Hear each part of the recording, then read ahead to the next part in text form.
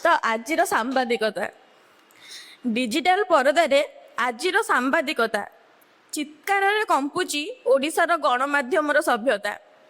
ଖବର ଖୋଜିବା ଥିଲା ପୁରୁଣା କାଳର କଥା। ପ୍ରକୃତ ଖବର ଖୋଜିବା ଥିଲା ପୁରୁଣା କାଳର କଥା। ଏବେ ଷ୍ଟୁଡିଓରେ ଚାଲେ କାହାର କେଉଁ ବ୍ୟଥା। ସକାଳୁ ସକାଳୁ ଟିଭି ପରଦା ଖୋଲିଲେ ଦେଖ ରକ୍ତମୁଖା ଆଙ୍କରଙ୍କର ଚେହେରାରେ ହଜାରେ ଲେଖ। Breaking news breaking news breaking news ନାମରେ ଚାଲେ ବଡ଼ ବଡ଼ ସର୍କସ। ସତ୍ୟକୁ ମାରି ଖୋଜା ହୁଏ ଟିଆରପିର ରସ। ଶାଶୁ ବୋହୂ କଳି ଆଉ ପଡ଼ିଶାର ଛେଳି ଚୋରି। ଶାଶୁ ବୋହୂ କୋଳି ଆଉ ପଡ଼ିଶାର ଛେଳି ଚୋରି ସାମ୍ବାଦିକ ଭାଇମାନଙ୍କର ଏଇଟା ହିଁ ମହାମାରୀ। ଦେଖନ୍ତୁ ଏଇ ସେଇ ଛେଳି ଯେ ଘାସ ଖାଇଲା। ଦେଖନ୍ତୁ ଇଏ ସେଇ ଛେଳି ଯେ ଘାସ ଖାଇଲା। ଓଡ଼ିଶାର ଜନତାକୁ ଏଇ ଖବର ହିଁ ହଜାଇଲା। ରାଜନୀତି ଆଲୋଚନାରେ ବସନ୍ତି ଚାରି ଚାରି ଜଣ। ରାଜନୈତିକ ଆଲୋଚନା ଚାଲେ ବସନ୍ତି ଚାରି ଚାରି ଜଣ, ହେଲେ କେହି କାହାକୁ ନ ଶୁଣନ୍ତି। ଚାଲେ ଯୁଦ୍ଧ ରଣ। ଆଙ୍କର ମହାଶୟ ସେଇ ନିଆଁରେ ଘିଅ ଢାଳନ୍ତି। ଆଙ୍କର ମହାଶୟ ସେଇ ନିଆଁରେ ଘିଅ ଢାଳି ହସନ୍ତି। ଓଡ଼ିଆ ଭାଷାମାନଙ୍କୁ ସେ ମାଟିରେ ମିଶାନ୍ତି।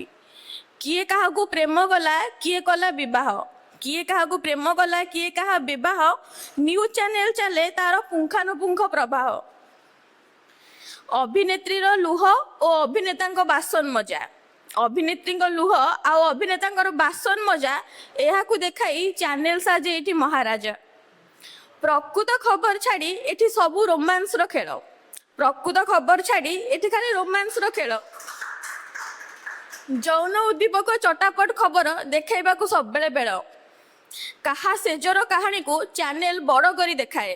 କାହା ସେଜର କାହାଣୀକୁ ଚ୍ୟାନେଲ ବଡ଼ କରି ଦେଖାଏ। ଲଜ୍ଜାହୀନ ଭାବେ ସେମାନଙ୍କର ଅଶ୍ଳୀଳତାର ଜୟଗାନ ଗାଏ। କିଏ କାହା ସହ କେଉଁ ହୋଟେଲରେ ରାତି କାଟିଲା, ଏଇଭଳି ଖବର ଓଡ଼ିଆ ଚ୍ୟାନେଲର ମଗଜ ଚାଟିଲା।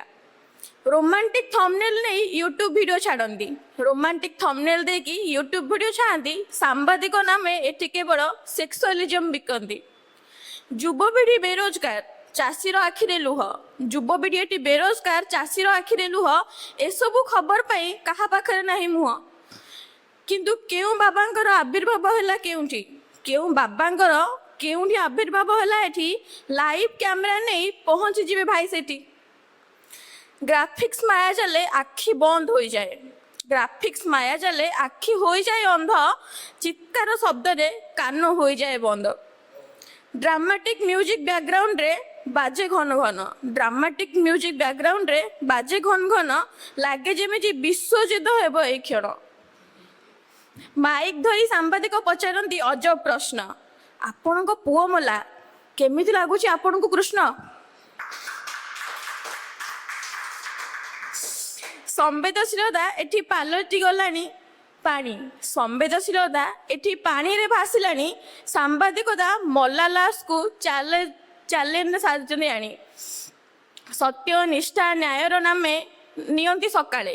ସତ୍ୟ ନିଷ୍ଠା ନ୍ୟାୟ ନାମ ସକାଳେ ନିଅନ୍ତି। ରାତି ହେଲେ ବିକ୍ରି ହୁଅନ୍ତି ପଇସାର ଶିକୁଳିରେ। ପେଡ୍ ନ୍ୟୁଜର ବଜାର ଏଠି ବଡ଼ ଚମତ୍କାର। ପେଡ୍ ନ୍ୟୁଜ ବଜାର ଏଠି ବଡ଼ ଚମତ୍କାର। ଟଙ୍କା ଦେଲେ ଚୋର ବି ଏଠି ପାଲେ ସଦାଚାର। ଅମୁକ ଚ୍ୟାନେଲ କହେ ଆମେ ନମ୍ବର ୱାନ୍ ସଦା। ଅମୁକ ଚ୍ୟାନେଲ କହେ ଆମେ ନମ୍ବର ୱାନ୍ ସଦା। ସମୁକ ଚ୍ୟାନେଲ କହେ ବାକି ସବୁ ମିଛ ଗଦା। ନମ୍ବର ୱାନ୍ ଦୌଡ଼ରେ ସଭିଏ ଆଜି ବାୟା। ଖବର ପଛରେ ଥାଏ ଆଗରେ ତା ମାୟା।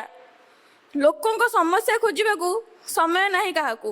ଲୋକଙ୍କ ସମସ୍ୟା ଖୋଜିବାକୁ ସମୟ ନାହିଁ ଜମା। ସୋସିଆଲ ମିଡ଼ିଆ ଭିଡ଼ିଓ ଚୋରି କରି ଏମାନେ ନିଜର କରନ୍ତି ଗାରିମା। ୟୁଟ୍ୟୁବ ଭିଡ଼ିଓ ଆଣି ଟିଭିରେ ଚଲେଇବେ। ୟୁଟ୍ୟୁବ ଭିଡ଼ିଓ ଆଣିକି ଟିଭିରେ ଚଲେଇବେ। ଆମ ପ୍ରତିନିଧିଙ୍କ ଏକ୍ସକ୍ଲୁସିଭ କହିକି ଏମାନେ ବିକିବେ। କାହାର ବ୍ୟକ୍ତିଗତ ଜୀବନକୁ ରାସ୍ତାରେ ଆଣିବା, ଏହା ହିଁ ଓଡ଼ିଆ ଚ୍ୟାନେଲଙ୍କର ମୁଖ୍ୟ କାରବାର ଜାଣିବା। ସଂସ୍କୃତିର ଦ୍ୱାହି ଦେଇ ଅଶ୍ଳୀଳତାକୁ ବଢ଼ାନ୍ତି। ରାତି ଅଧରେ ଭୂତ ପ୍ରେତର କାହାଣୀ ଗଢ଼ନ୍ତି।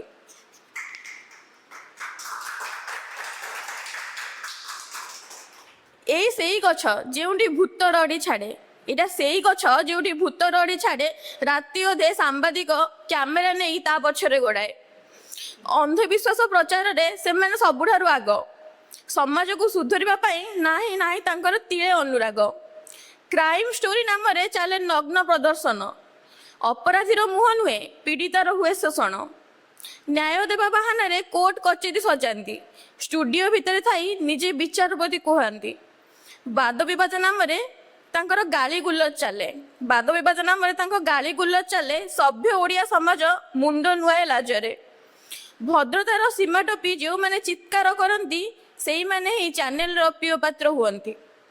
ରାଜନୈତିକ ଦଳ ସେମାନଙ୍କ ପ୍ରବକ୍ତା ସାଜନ୍ତି, ଜନତାକୁ ପ୍ରଶ୍ନ ଚତୁରତାର ସହିତ ଚାପି ଦିଅନ୍ତି। ପକ୍ଷପାତିତାର ସୀମା ଚଷମା ପିନ୍ଧି ସେମାନେ ସବୁକିଛି ଭୁଲନ୍ତି, ପକ୍ଷପାତିତାର ଚଷମା ପିନ୍ଧି ସେମାନେ ସବୁକିଛି ଭୁଲନ୍ତି। ସତ୍ୟର ସ୍ୱର ଏଠି ଅଳିଆ ଗଦାରେ ପଡ଼ିଛି। ହେ ସାମ୍ବାଦିକ ଭାଇମାନେ ଟିକେ ଦୟା କର, ହେ ସାମ୍ବାଦିକ ଭାଇମାନେ ଟିକେ ଦୟା କର। ଚିତ୍କାର ବୃଥା ଛାଡ଼ି ଟିକେ ସତ୍ୟର ସନ୍ଧାନ କର। ଜନତା ଆଉ ବୋକା ନୁହନ୍ତି, ଜନତା ଆଉ ବୋକା ନୁହନ୍ତି, ଆଜି ସବୁ ବୁଝିଲେଣି। ତୁମ ଅଭିନୟର ପେଡ଼ିରୁ ବାହାର କରିଦିଅ ଏସବୁ ମିଛ କଥା ସବୁ ଗଣି ଗଣି। ଆଶା ଅଛି ବଦଳିବ ଦିନେ ଏଇ ଚିତ୍ରପଟ। ମୁଁ ଏ କହିବାର ମିନିଂଟା ହିଁ ସେଇଆ, ବ୍ୟଙ୍ଗ କରିବାର କଥା ହିଁ ସେଇଆ, ଯେ ଆଶା ଅଛି ବଦଳିବ ଦିନେ ଏଇ ଚିତ୍ରପଟ। ଓଡ଼ିଆ ଗଣମାଧ୍ୟମ ପୁଣି ପାଲଟିବ ଆମ ଓଡ଼ିଆ ଗୌରବର ଥାଟ। ଧନ୍ୟବାଦ।